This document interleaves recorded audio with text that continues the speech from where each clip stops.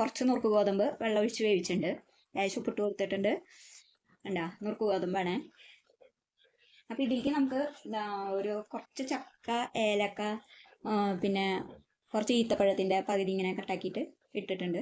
പിന്നെ 2 കരയാമ്പൂവ്, ചുക്ക്, ഇതൊക്കെ കൂടി ചുക്ക് പൊടിച്ചതും ഏലക്ക ചതച്ചിട്ട് ഇടുകയാണ്. ഇതൊക്കെ കൂടി നമുക്ക് ഇട്ട് കൊടുക്കാം കേട്ടോ പായസത്തിലേക്ക്.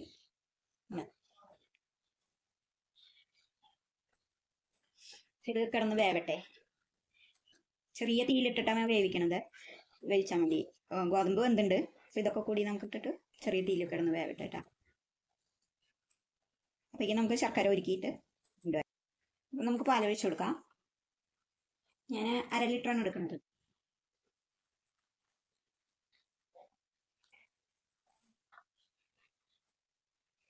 നല്ല പോലെ കിടന്ന് തിളക്കട്ടെ.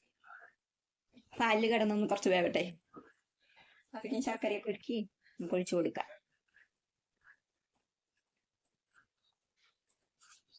പാൽ നല്ല പോലെ തിളക്കട്ടെ. അപ്പോൾ ഇത് വെന്തിട്ടുണ്ട്, ഗോതമ്പ് വെന്തിട്ടുണ്ട്. ഇനി ഒന്നും കൂടി പാലിലൊന്ന് സെറ്റ് ആവട്ടെ. അപ്പോൾ പാലൊക്കെ നല്ല പോലെ തിളച്ച് വറ്റി തുടങ്ങിയിട്ടാ.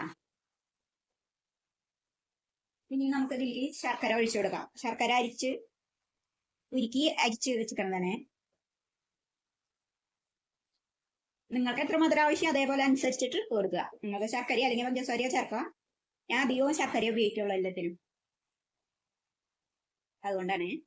ഇനി നമുക്ക് ഇതിലേക്ക് മുന്തിരി നെയ്യിൽ ഉരുക്കി ഒഴിച്ച് കൊടുക്കാം. വറുത്തിട്ട് കൊടുക്കാം. അപ്പം നമ്മുടെ പായസം ഇവിടെ റെഡി ആയിട്ടുണ്ട് കേട്ടോ. ഗോതമ്പ് പായസമാണ്. അപ്പോൾ റെഡി ആയിട്ടുണ്ട്. എല്ലാവരും ലൈക്ക് ചെയ്യുക, ഫീഡ്ബാക്ക് അറിയിക്കുക, ഷെയർ ചെയ്യുക, സബ്സ്ക്രൈബ് ചെയ്യുക മറക്കരുത്. അപ്പോൾ ഇതുപോലെ ഉണ്ടാക്കി നോക്കുക.